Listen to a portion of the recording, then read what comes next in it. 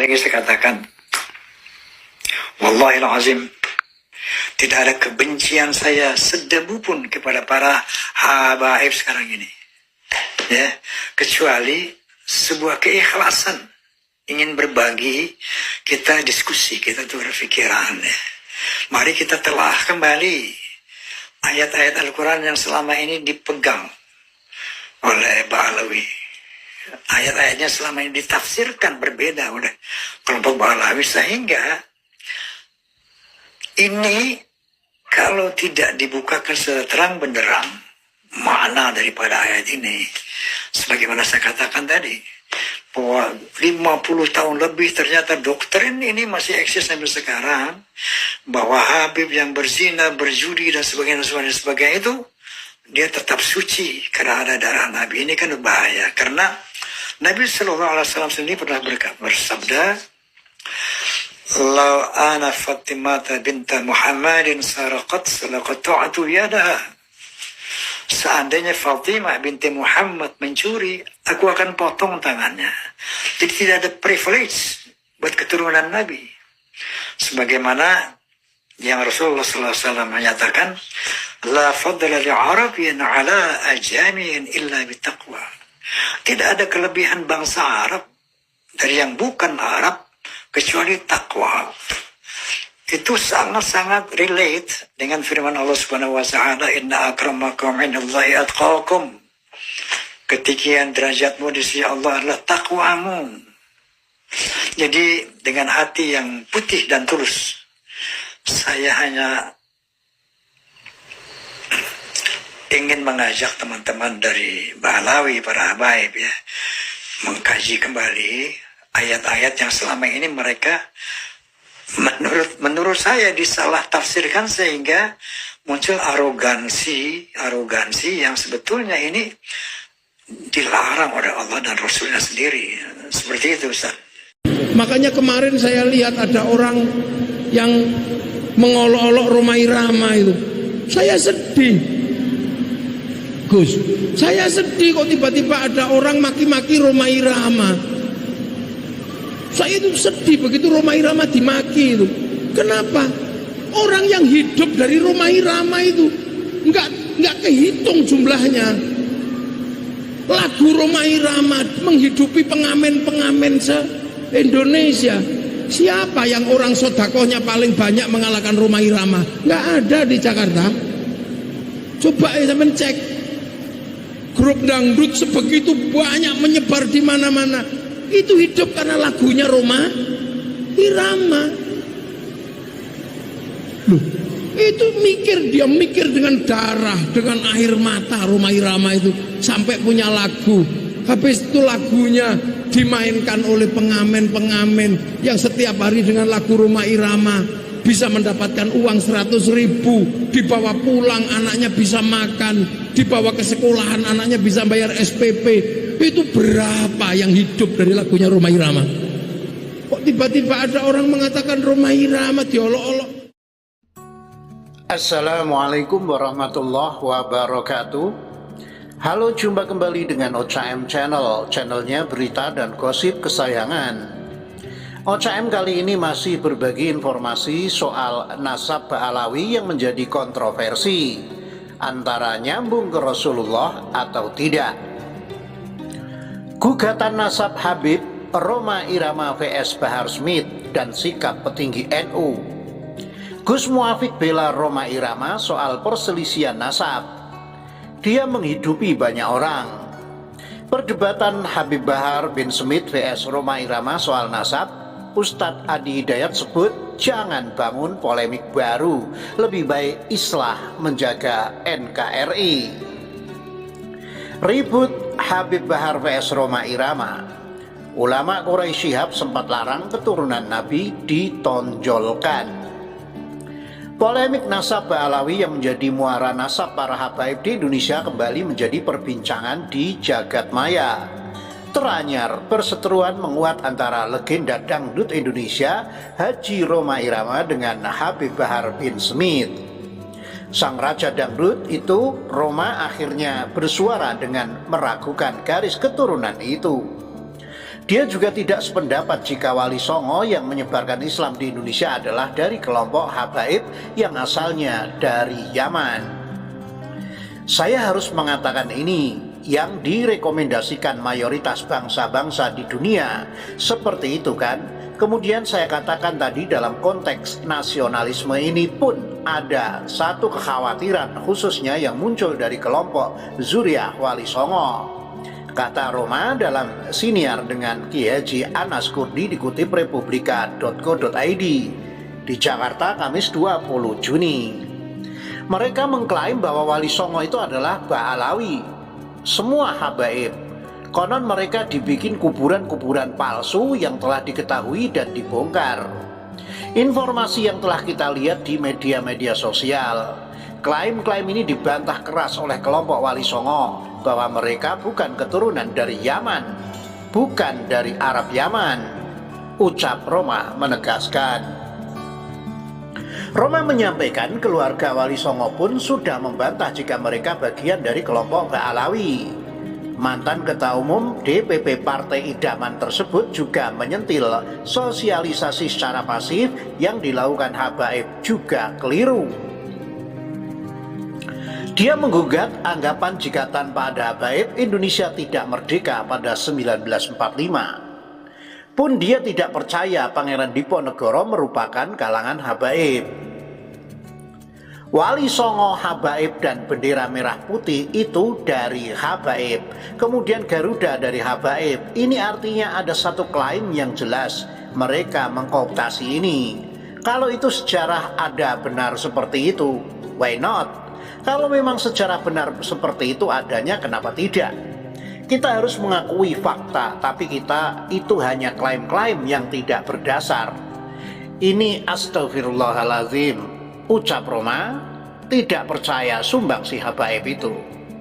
Menurut Roma, berbagai klaim yang dilakukan kelompok habaib itu akhirnya menimbulkan keresahan di kalangan umat Islam. Dia pun curiga keturunan Ba'alawi di Indonesia tidak sekedar ingin mengklaim sebagai keturunan Nabi Muhammad, tapi juga mau mengkooptasi bangsa Indonesia. Hal itu karena ia mendapatkan informasi ada Habib yang mengklaim kemerdekaan Indonesia berasal dari kaumnya, seolah menafikan pejuang sesungguhnya, menafikan para wali Allah yang Wali Songo, mengislamkan Indonesia jauh sebelum mereka datang ke Indonesia.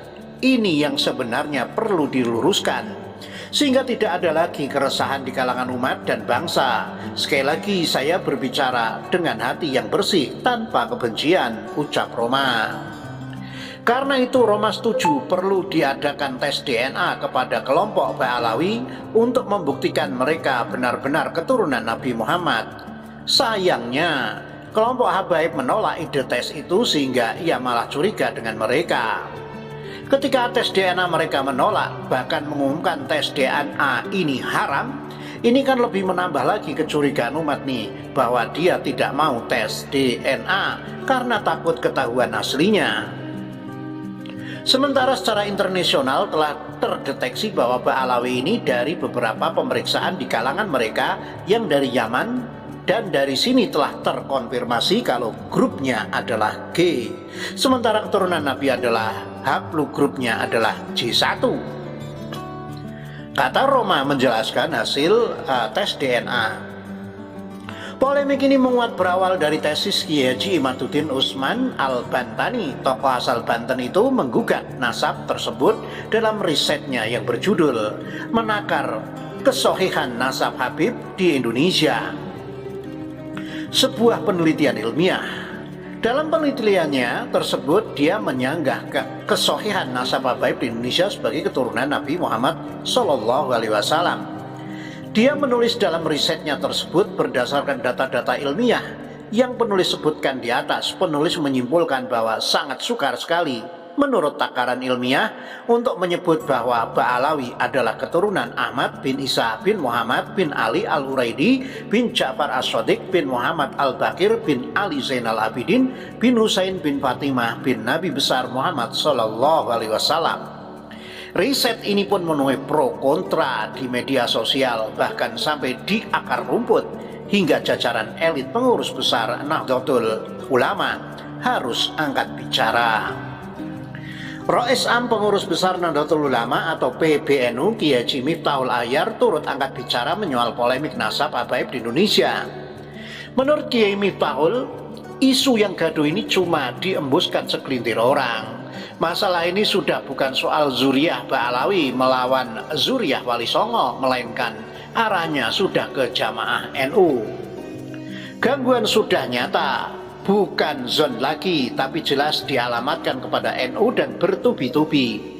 Hati-hati, itu pola Wahabi, ujar Kiai Miftahul. Kiai Miftahul mengingatkan bahwa NU memuliakan orang bukan karena nasab atau garis keturunan, suku dan etnis, tetapi keilmuan, kebaikan dan ketakwaan seseorang.